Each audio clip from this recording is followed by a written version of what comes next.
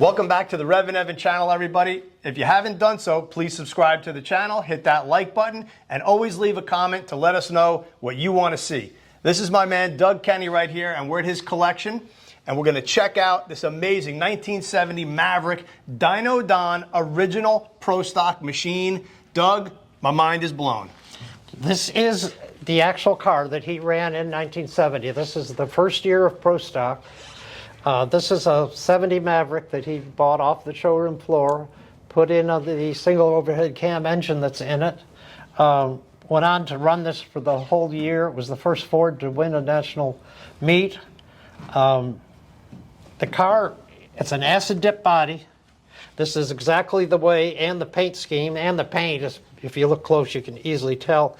This is the paint that he put on it when it was first made. And this is the way it was run.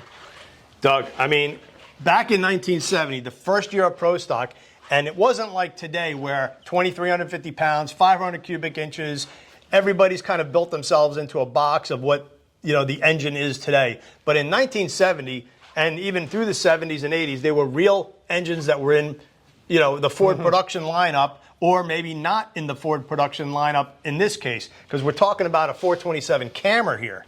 And these engines were built primarily for NASCAR, but they were outlawed before they were ever introduced into a factory car. So the drag racers took them over, and there wasn't a lot of these made. I don't know if you know how many, but a couple hundred, I think. And they created a credible amount of power, so they were great for the drag race guys. Then they were modified for them. This is also the first year the Dominator carburetor was allowed to be used. Right. Now, the Camry engine, like you said, it was used by drag racers. It was supposed to be used by NASCAR, right? Yes. But it was definitely used in Top Fuel back then. You see a lot of Ford-powered Top Fuel cars back then with this engine. And just to fit it in here is a chore. Oh, yeah. This all had to be modified to get this huge motor in this car. So.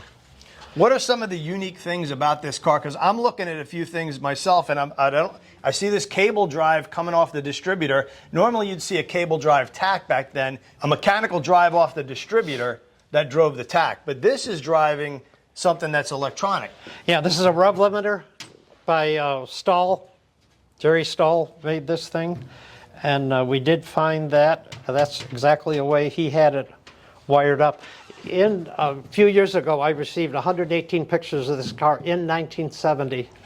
And so that we can go back and look at the pictures and see exactly what he did to the car at that time. So that's allowed us to get things that were factory correct. The Super Mag ignition. Right, so you got the Mallory ignition right here. That they tried to get all the weight they could off the front of the car. And the people that actually built this car for Dyno had told me that they got paid by the pound when they could save weight off the front of the car. And they actually had a scale next to them. And everything they took off, they threw in on the scale. And that's one of the ways they were paid, which was kind of, I thought, unique. If you look, you can see like the front cross members tiny compared to what it normally should be. It's just they cut it off and re-welded it. Yeah, see that's one example of how they saved weight on the front of the car. Yep, looks like they switched cheese the firewall a little bit.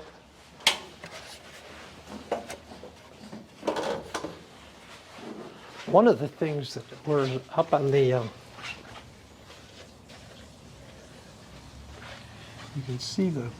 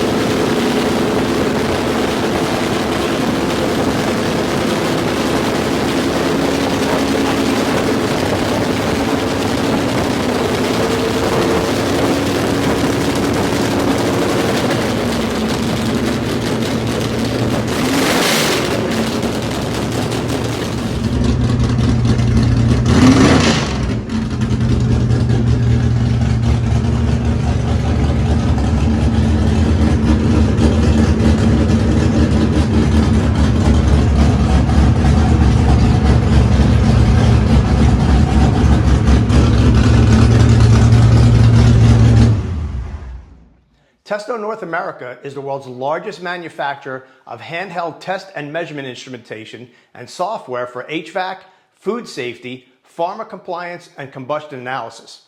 And you can check out Testo at testo.com. And these things were probably a chore to drive back then, wouldn't you I think? imagine they would be. Can we pop the door open? Yep. Let's take a look inside at where Dyno Don did business. So just fiberglass seats. Now, earlier you told me about the story with the roll cage and a little bit about what happened after its pro stock life. Tell us about that. The car, he ran it for 1 year in pro stock. The next year it was a match race car, and Don Dondero drove it and won all kinds of super match races. In fact, the record was 45 consistent wins. Wow. With this car. After that, he had sold the car to someone, and I believe it was Illinois, I don't know that. He proceeded to blow the motor up, park the car, and it stayed in that barn for years.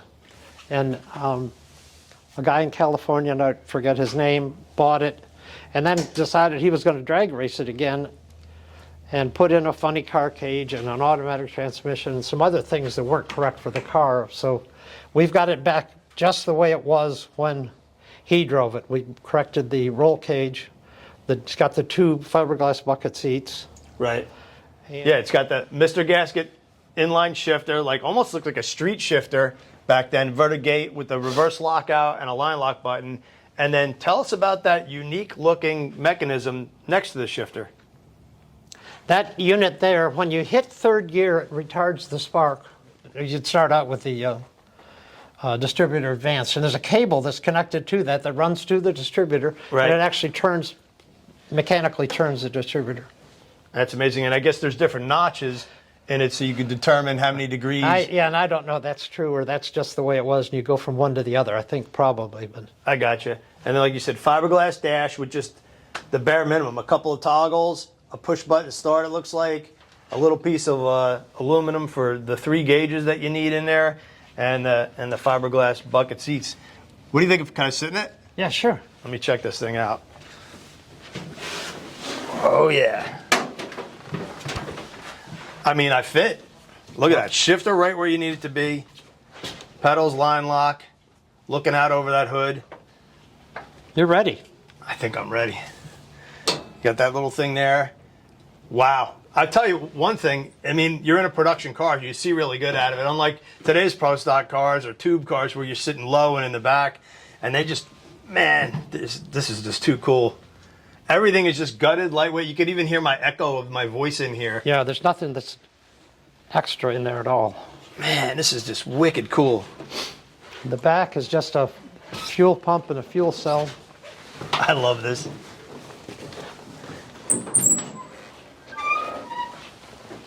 Oh, look at that little fuel cell. And that's correct also. We can tell from the pictures. We did add that because it had a modern fuel cell in it when I first got the car, and that's the correct fuel pump. Wow. And then everybody had a broomstick back then. Yeah, you got to hold this up here. Look at the battery. Yeah, there's a ton of weight there. Wow. And but they ran big marine style batteries back then.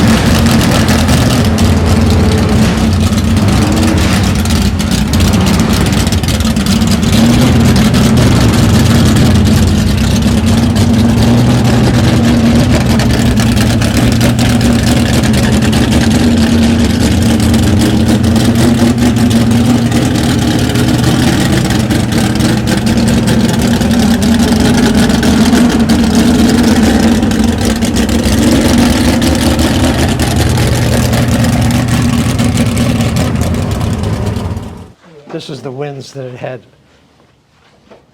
1970 Grand American New England Dragway, 71 Grand American Superstock Eliminator in Wilmington, California, 71 Superstock Nationals Pro Stock, 71 Summer Nationals Pro Stock, at 71 AHRA Grand National Superstock Eliminator. And that's where it was talking about the next year in 71, and won 45 consecutive rounds of match racing. That's incredible. And the fact that this thing won the Summer Nationals at my home track, Englishtown, New Jersey, I'm getting a little, it's getting me in the feels, man. I'm not lying. I'm feeling We got fuel now? Abe, look at those wheelie bars. Those wheelie bars are pretty famous. Those are something that Don Nicholson came up with. They're shorter than the standard wheelie bars, but they worked great for him, and he was noted for those little wheelie bars that were on it. So, man, and everything back then was about innovation. The racers were just constantly learning, constantly testing, constantly trying things, and there was probably, you know, a little bit of crossover with the teams. A car would come out and have something on it, and then, you know, the next week at the next race, if it worked and the car went fast, the next team or everybody else would kind of have it. One of the things I'm noticing is like almost like a slide on the hood scoop to ram the air a little bit better into the snorkel. that's one of the things that I found actually very ugly and funny when I first bought the car. And I talked to Earl Wade about it and said, you know, tell me about that. And he said they wouldn't go to the race 2 weeks in a row without modifying that hood scoop to see if they could find just another tenth something. He said that's when you can see the different hood scoops they had on the car from the 70s pictures that I've got also. But that was the last thing. I mean, it makes it ugly, but you can see the extra holes all over the hood from where they had other scoops mounted on it. And you can see in the pictures, of course, every picture is a little different. Here it has the deal on it. Yeah. And this one has the deal. This one has a totally different hood. Right. So you can see all the extra holes. Because you know, originally when I bought the car, I said, "Oh, I'm going to restore this and make it new." I'm sure glad I didn't do that. Right. But that was one of the things that really bothered me. That was. Can we see the back side of it? Yeah, that's an ugly hood. Almost. Kind of give you that look with the scoops. I mean, then we'll go back to looking at that tunnel ram. I want to talk more about that engine. But I want to see what this looks like. Oh, we got the pins in it. But we could just kind of like lay on top of that. I just want to get the look. So there's what it would have looked like. Another funny thing about this hood is this big hole in the front. You can see in some of the pictures, they had an old hardware store hook coming out of the front of the hood and a bungee cord down to the bumper to hold the front of the hood from bouncing. Eventually it wore the hole right through the hood, but that's how, you know, crude. They just flat didn't care what it looked like. Tell me about the wheel and tire combo back then. These are Fenton wheels on the front. I don't know if those are Fentons on the back or not. I believe they are. No, but they did modify their transmissions and cut it so they could shift easier without the clutch. So they were straight cut gears in the transmissions. That was something they did themselves. Right. As I was told. How long have you owned this thing? 6, 7 years. And this is your favorite car in here? Yes. I can see why. Yeah, because it's got all the history to it. Man, we'll take the hood back off. Let's take a look at this intake manifold. Go put the hood back. I'm going to lay it over here out of the way for now.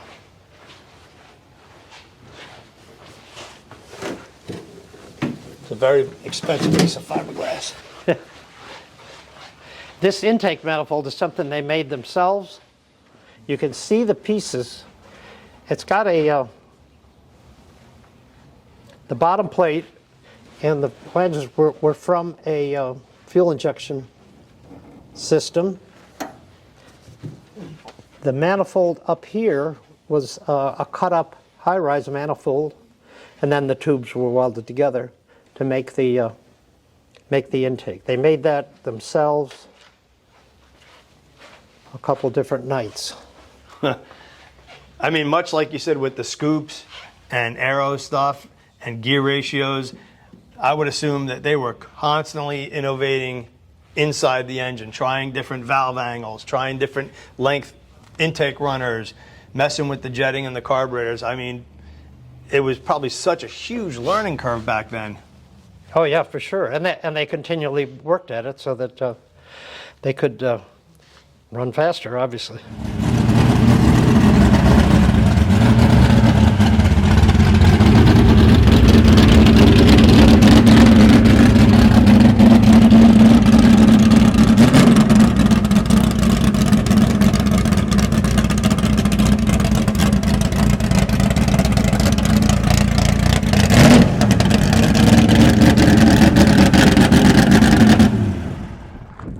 Doug, thank you so much for having us in your beautiful collection today. This is just a great piece of history right here, and it's amazing. I'm glad you enjoyed it. Happy to show it. So thank you. Thanks, everybody. Come back for more.